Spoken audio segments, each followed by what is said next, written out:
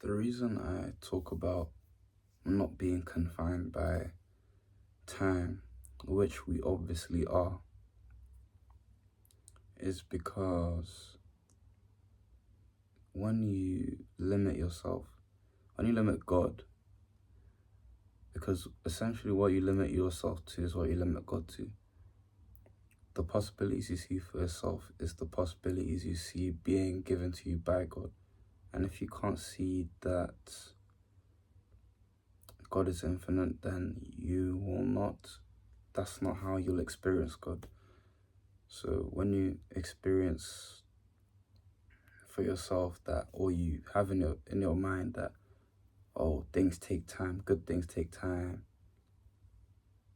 things like that, then you're confining God to that belief. You'll only experience God the way you view Him, or the way you view yourself, your relationship with yourself, your own beliefs is the same beliefs that you put onto God. And the example to back this up that I really like is the fact that in the Bible it says that, the kingdom of God is within you, God dwells within you. So when we talk about your relationship with yourself, it's basically the way you view yourself. Do you view yourself as small, big, infinite possibilities for whichever direction your life's gonna go in? Not affected by time, things like time. Not affected by negative experiences in the sense that all things, like good and bad, work together for the good of your destiny or your vision, let me say. So if you view yourself as small, that's the shape of God's temple, essentially. And that's why God is going to be. And obviously God is not small, but if you see yourself as small, that's the shape God will take too, and that's the way God will treat you in your reality. But if you see yourself as big, if you see yourself as how Jesus has been telling you that you are, or the way that if you just use God's qualities as a simple template, so love, abundance, joy, just all omnipotent, omnipresent, see yourself as that. Or see, at least, if you don't like the concept of we are gods, it does say in the Bible, they have not said that you are gods. If you don't like that concept, at least see God as that. But you still have to bear in mind your relationship with yourself is the same relationship you're gonna have with God. You can't love God and not love yourself. You can't be happy with God and not happy with yourself.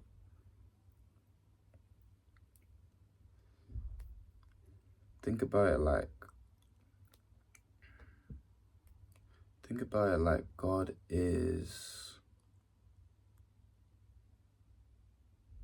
always acting, always pouring energy into what you believe, onto your faith, your convictions.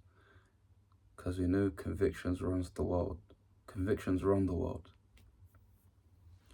And fear is a certain degree of conviction, a particular degree of conviction too. In the sense that what we focus on expands. But it says in the Bible, even the faith of a mustard seed can move mountains.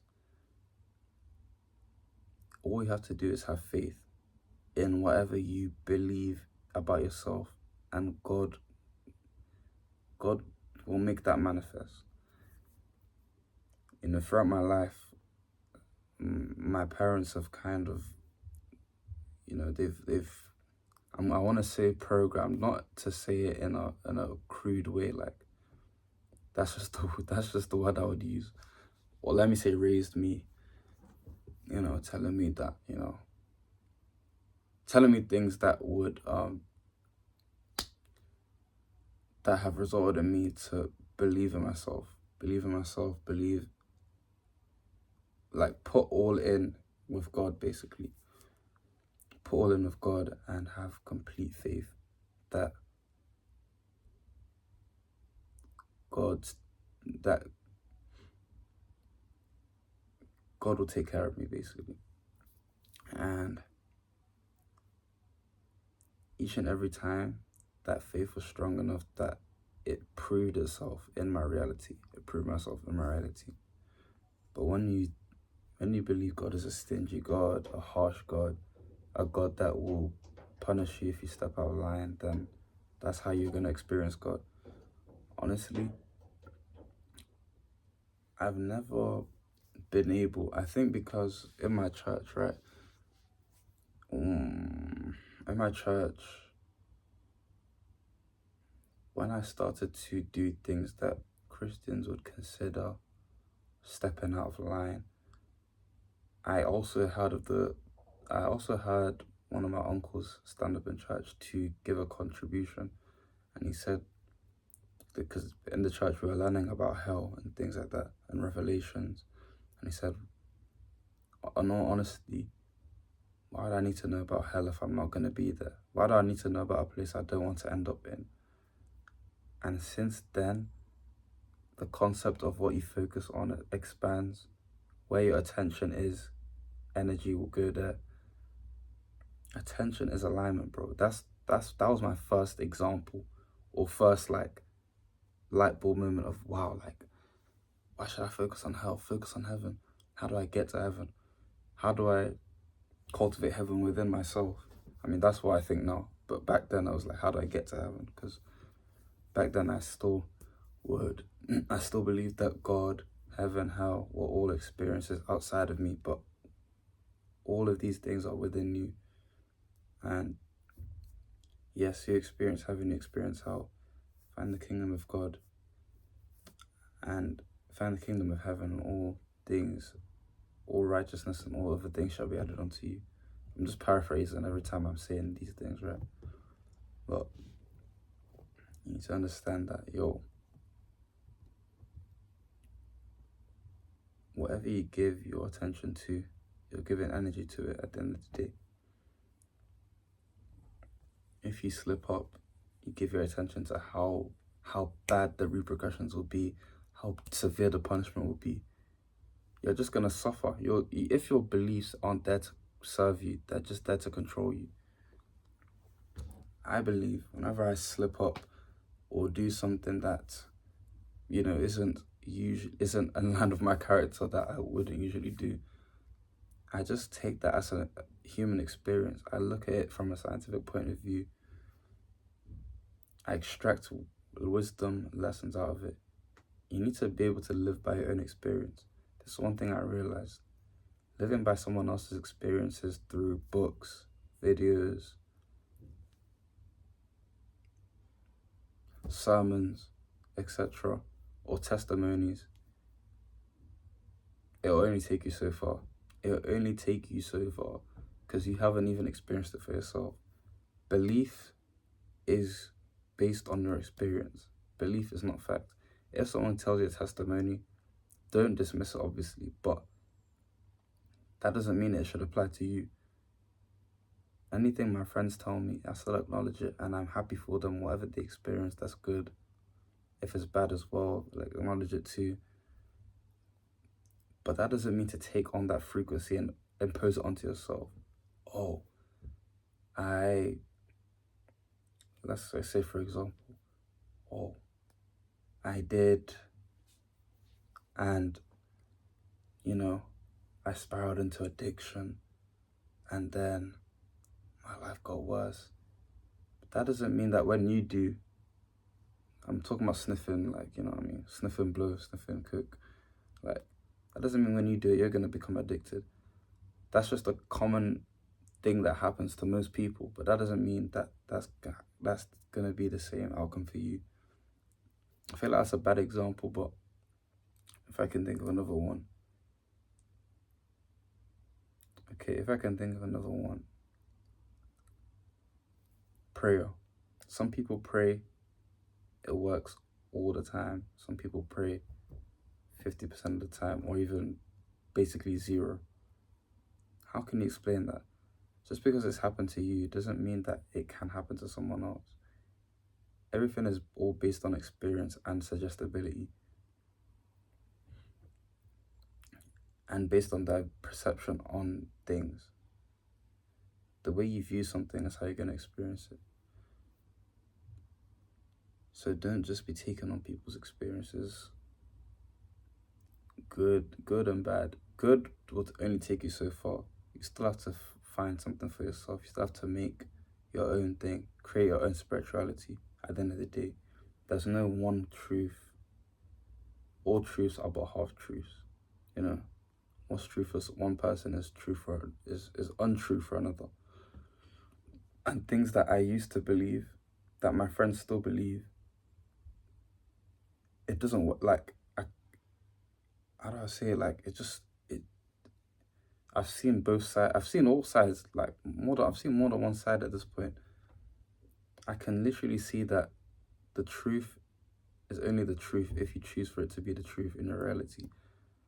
And obviously, especially if you're in the Western side of the world, the UK, America, we think very logically. So kind of the affirmation side of things, it's going to be kind of weak. But sorry, my I can see, like,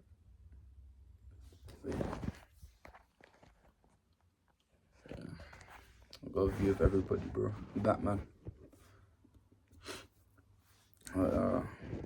If you, oh shoot, I forgot the point I was making, bro.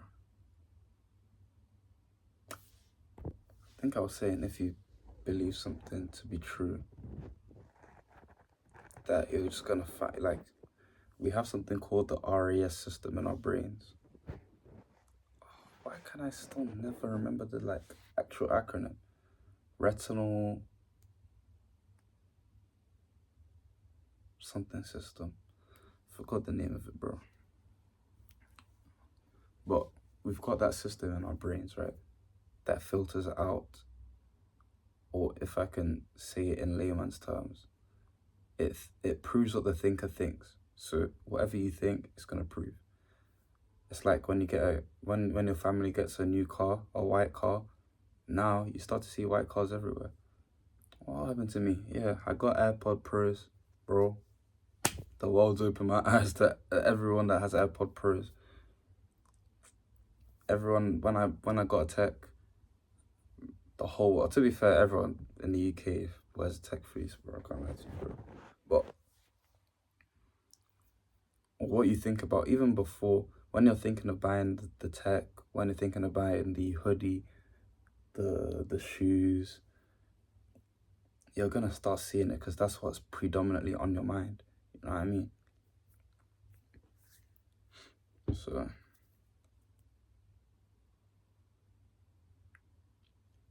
yeah, don't confine yourself to time. Don't confine. That was the main point, but now there's a whole lot of there's a vast number of things you can think about and extrapolate this to. I hope you can extrapolate this to. So don't confine yourself. Don't confine God. Let me see. Whichever one works for you that you want to believe. It's nothing to do with me. It's all to do with you. You're the master of your own spirituality and ultimately your own reality. So stay blessed.